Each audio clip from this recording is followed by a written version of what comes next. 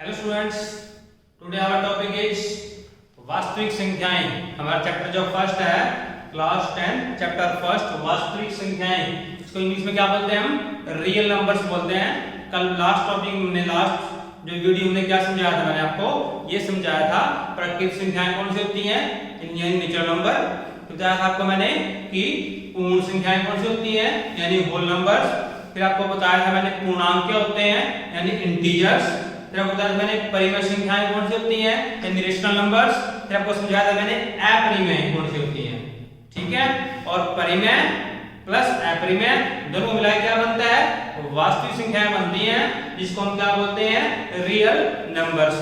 तो जो हमारा चैप्टर फर्स्ट है उसका टॉपिक का जो टाइटल है वो क्या है, वास्तविक संख्याएं हैं, रियल नंबर्स हैं। तो ये जो हमारा फर्स्ट चैप्टर है बहुत इंपॉर्टेंट है और अच्छी तरह से समझना चैप्टर है, समझने का।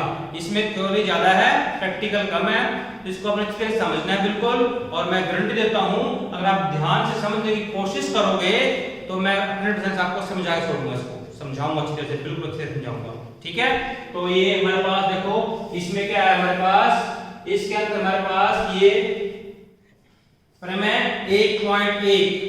अगर आपके पास बुक नहीं है तो ध्यान रखो, आपने बुक लेके सामने खोल के बैठना है जरूर, ठीक है। क्योंकि जब तक आप बुक में साथ साथ रीड नहीं करोगे क्वेश्चन को तब समझ नहीं पाओगे यहाँ पे, ठीक है। तो हमारे पास जो है ये प्रमेय 1.1 है, इसके अंदर यूक्लिड विभाजन प्रेमिका ये है, ये ठीक है, ये प्रमेय है ये। और ये मैथमेटिशियन जो है यूक्लिड, उसके नाम से है यूक्लिड विभाजन प्रेमिका। और इसका जो इंग्लिश में क्या बोलते हैं, इसको हम यूक्लिड डिवीजन लेमा, ये लेमा हमारे पास ये, ठीक है ना। और ये कैसे है, क्योंकि ध्यान से देखो, बिल्कुल सिंपल है, इसके नाम से मत डरो कि पता नहीं क्या ये नाम आ गया, ये कोई दिक्कत नहीं है। एक यूक्लिड नाम है बस, ठीक है ना, मैथमेटिशियन का नाम है, उसने जो ये प्रूफ दिया है उसके नाम से ये लेमा फिक्स हो गया कि हाँ ये यूक्लिड लेमा बन गया, ठीक है ना। तो यूक्लिड लेमा क्या है हमारे पास, अभी जब आपको बताऊंगा ना आपको पता चलेगा कि हमने ये पहले कर चुके हैं, लेकिन वहां पे हमने इसको नाम नहीं दिया, कोई किसी नाम से नहीं बताया गया, जस्ट बताया गया था।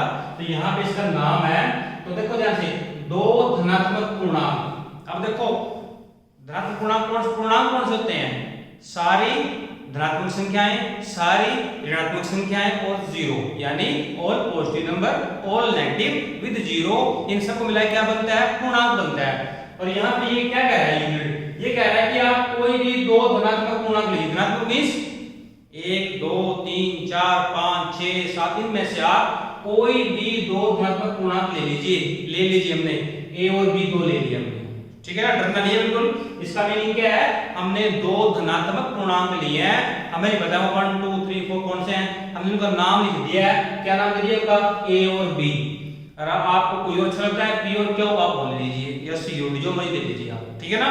तो दो जो बुक में लिखा हो मैं आपको बता रहा हूं, ठीक है। उसके बाद क्या और आप दो क्या है, अद्वितीय मींस पक्का अद्वितीय होंगे, बताऊंगा अद्वितीय क्यों होंगे। देखो क्या और क्या है, दो अद्वितीय मींस कि इनके अलावा कोई और नहीं हो सकते, नाम तो कोई और हो सकता है लेकिन आंसर हमेशा वही आएगा। दो अद्वितीय पूर्ण संख्याएं हैं, पूर्ण मींस बताऊंगा अभी पूर्ण संख्याएं क्यों है और क्यों नहीं है, पूर्णांक क्यों नहीं है, ये बताऊंगा अभी आपको। देखो ध्यान से, अगर मेरे पास दो धनात्मक पूर्णांक हैं, सपोज करो 8 और 5 है, दो धनात्मक पूर्णांक है 8 और 5 है, ठीक है ना। और मैंने इनको आपस में भाग किया, मैंने 8 को 5 से भाग किया, चाहे मैं 8 को 5 से भाग करूं, चाहे आप 8 को 5 से भाग करो, ठीक है ना, चाहे आपके पापा 8 को 5 से भाग करें, चाहे कोई और करे, हमेशा ही यहाँ पे क्या आएगा, 5 एकम 5 ही आएगा, आएगा नहीं आएगा, आएगा ना पक्का। तो हमेशा ही ये 1 आएगा ही आएगा और हमेशा ये 3 आएगा ही आएगा। तो ये जो क्या और आ रहा है ये इनकी बात कर रहा है, a और b इनकी बात कर रहा है, ये तो आपके हैं a और b। ध्यान देखो ये जो a भी है ना वो तो है ये तो कोई भी सकते हैं, किसी क्वेश्चन में 8 को 5 से भाग करेंगे, किसी में 7 को 6 से भाग करेंगे, किसी में 20 को 4 से भाग करेंगे, ये तो अलग हो सकते हैं। लेकिन जो क्या और इनके हिसाब से जो ये ले लिए तो उन दोनों के लिए जो क्या और क्या आ रहा है वो अद्वितीय होंगे।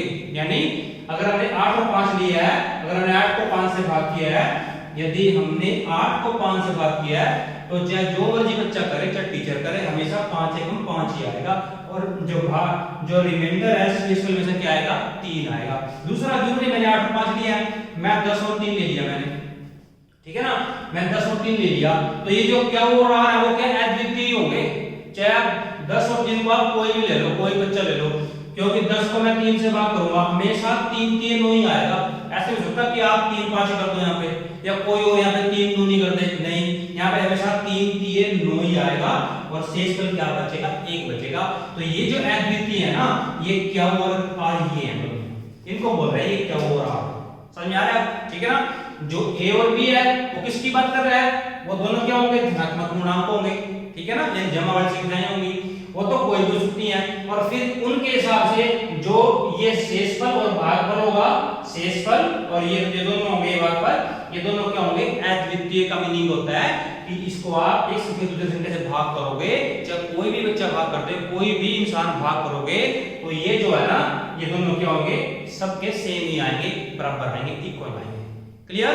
तो ये मैं आपको प्रयास करके समझाने का, समझ में हो सकता है जो मेरे हिसाब से आपको समझ में आगे होगा, अगर नहीं आया है तो दोबारा इसको रिपीट कर लेना। अब देखो ध्यान से, ये क्या कह रहा है उसके बाद, ये कह रहा है उसके बाद ये जो काम है सारा, ये सारा रफ वर्क है आपको समझाने के लिए। अब देखो ये क्या कह रहा है, ये कह रहा है जो ये समझा रहा हूं ये सारा रफ वर्क है, a को b से भाग किया।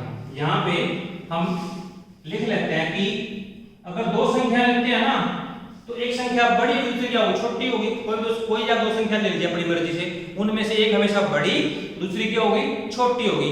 मैंने यहाँ पे मान लिया, क्या मान लिया मैंने कि a तो है बड़ा और b क्या है छोटा है। अब देखो, अब बड़े को आप छोटे से भाग करोगे तो मैंने a को भाग किससे किया b से किया, ठीक है।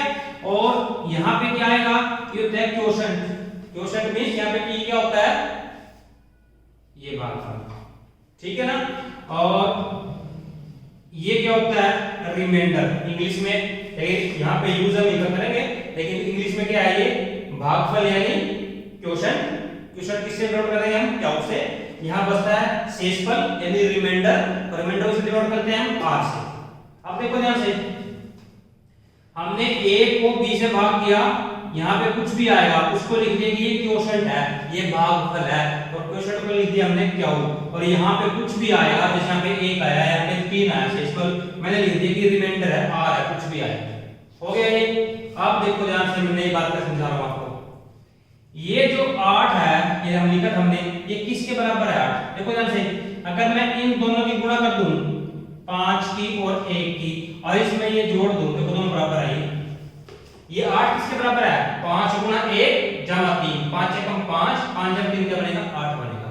ऐसे ही आप देख लो, ये देखो 10 10 के बराबर 10 के बराबर 10, देखो 10, ये 10 किसके बराबर है 3 गुणा 3, ये 10 किसके बराबर है ये 3 गुणा 3 और जमा ये, यानी किसी भी उसमें यदि आप इन दोनों गुणा कर दो और उसमें जोड़ दो इसके बराबर आता है हमेशा, ठीक है ना। भाज्य गुणा भाजक और जमा शेषफल इसके बराबर होता है, समझ में आया नहीं है, ठीक है ना।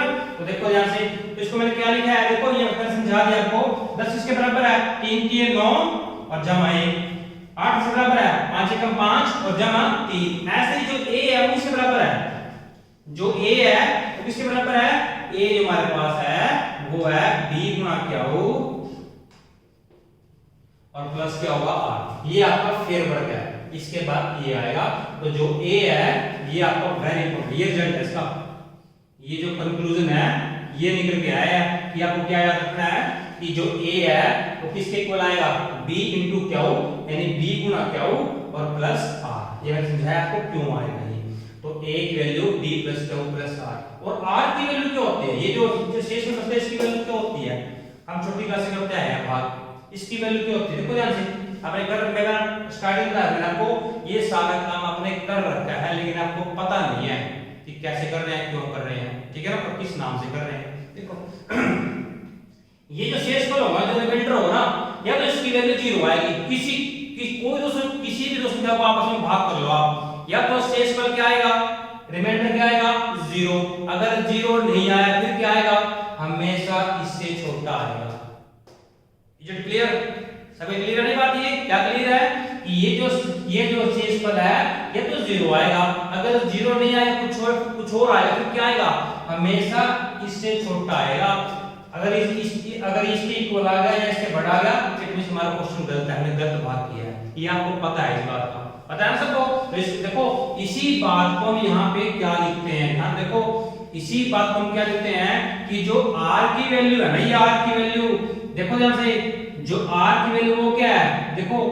अब ये पता हमने सीधा यहाँ पे मैं इसको लिखना है ध्यान से, इसी बात को, इस बात को कि जो शेषफल होता है वो क्या होता है, ठीक है ना, जो भाज्य होता है जिसे हम भाग करते हैं, ठीक है ना, जो भाजक होता है भाजक से छोटा होता है और जीरो या फिर जीरो से क्या होता है बड़ा। तो ये हमारे पास जो शेषफल होता है वो क्या होता है जीरो या फिर जीरो से बड़ा, लेकिन भाज्य से क्या होगा छोटा होगा। तो देखो ध्यान से, ये जो रिमाइंडर है r वो क्या होगा, या तो होगा वो जीरो या फिर जीरो से क्या होगा बड़ा। देखो ये तरीका लिखने का, इसका ध्यान देखो, जो ये लिखवा रहा हूं ये वेरी इंपॉर्टेंट है। जो रिमाइंडर होगा, जो शेषफल होगा वो क्या होगा, या तो वो जीरो का या जीरो से क्या होगा बड़ा, लेकिन जीरो से बड़ा होगा, लेकिन b से क्या होगा, इससे क्या होगा छोटा होगा। ये वेरी इंपॉर्टेंट बात है, लिखवाई मैंने आपको, ये आपको पता है, हमने इसको सिस्टमैटिकली वैसे लिखा है, ये आपको पता है। आप जो भाग करते हो, अब तक आप भाग करते हैं छोटी क्लासों में, आपको पता है कि शेषफल क्या होता है हमेशा या तो जीरो या जीरो से बड़ा, लेकिन भाज्य से क्या होता है छोटा। और यहाँ पे देखो वही चीज मैंने यहाँ पे लिखी है कि जो ये शेषफल है वो क्या है, ये देखो ये तो जीरो, ये तो साइन है इक्वल का, ये वाला या तो जीरो के बराबर होगा या फिर जीरो से क्या होगा बड़ा। ये r है जीरो के बराबर या फिर जीरो से बड़ा, लेकिन b से क्या होगा, इससे क्या होगा छोटा। तो ये आपके पास सारा रफ वर्क है, ये रफ वर्क, ये आपका फेर वर्क है। इसको आपने अच्छी तरह से समझ के नोट करना है कॉपी पे और मेरे को दिखाना है, फोटो भी नोट करके इसकी प्रैक्टिस करनी है। Okay, thank you.